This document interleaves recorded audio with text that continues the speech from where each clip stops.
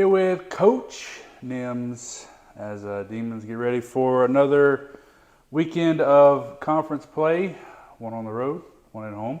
And Coach, it's, I guess, tradition now. I got to ask you about the most recent game. I think Mary Margaret asked you what can you take from a game like that, especially with the way we played, did so many things well, and just the one. Offensive, the shots weren't falling. I mean, you can really kind of chalk it up to that. But what can you now look back on a few days later, the biggest takeaways from that game against Corpus?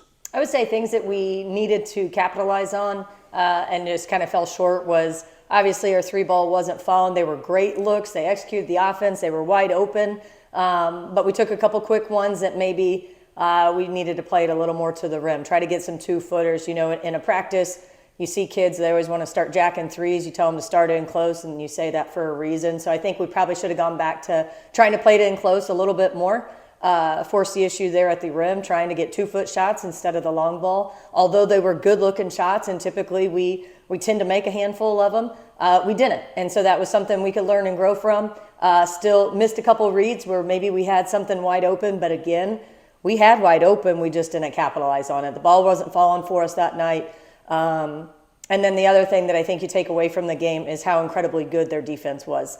They held a really good team to really low numbers. They had a really good rebounding team to really low numbers.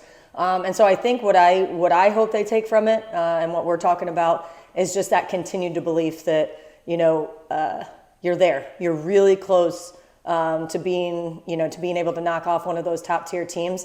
And it's not a fluke, and I think we got to keep kind of pounding that into him. Like, it's not, poor NSU. It's, hey, you're NSU, you're the Demons. You be confident. Go into every single game expecting to win. And I think their effort has shown that. We just haven't pulled it off. But without a doubt, I know they can.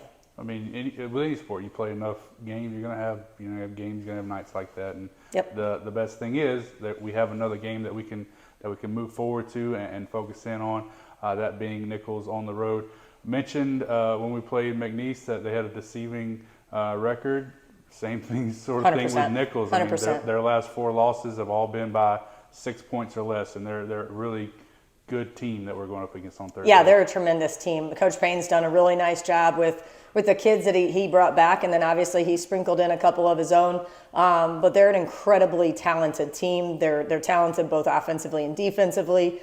2 and 5 is not indicative of who they are. They're every bit as capable of being 7-1 as some of the top tier teams. So, like I said before, I think right now the conference just overall is incredibly competitive. We're all kind of beating each other up, minus the first couple teams. But I think every single team in this conference has an opportunity to win any given night. And so going in against Nicholls in Thibodaux, Coach Payne's going to have them ready to go. They've got the outside game. They've got the inside game with, I believe, freshman of the year, with Alexander down there. But they're just moving and grooving, and they're doing a really good job, and we're going to have to be incredibly locked in and back up Saturday's defensive performance with the exact same intensity and determination on this Thursday. You mentioned the outside game. I feel like it's going to be a focal point defensively for us this week, as Nicholls and Commerce, they like to shoot the 3-ball. Yeah, for as much as we like to let that thing fly, those teams definitely rival us in that column. Both teams shoot a tremendous amount of threes, both up in the top of the conference, and both connecting, and so, yeah, there's not going to be any opportunity to really sag and guard off. Everybody can hit the open shot. And obviously, like I said, they not only have that perimeter game, but they have the inside game.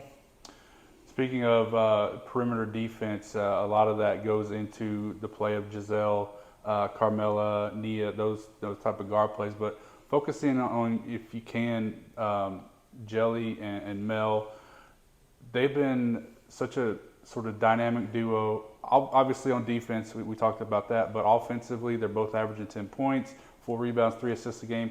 How do they sort of play off of each other, and how good can they be when they're both on the floor, one's on the floor, and all those sorts of situations? I think collectively it's just an overall confidence after being here for 3 years, playing with each other for 3 years, although Mel's super limited in the first 2 years just simply due to injury. I think they're feeding off one another. But I think what's also nice is when you have two people doing it, the pressure is off one person's shoulders. And I think, you know, even aside from just those two, you share that defensive responsibility and that outside stuff with Nia, and Sharna's been good defensively, and just, you know, I think they're playing collectively, I think they're playing a really good game. Those two in particular, I think they're just feeding off one another. They've both got something really special about them. They play with energy, they play with some excitement, and you see it on both ends of the floor. But I think having two of them, you know, keeps the pressure off Jelly, but it also then keeps the pressure off Mel. So they're playing free and they're playing confident. All right. Thanks so much, Coach. Awesome. Borkum.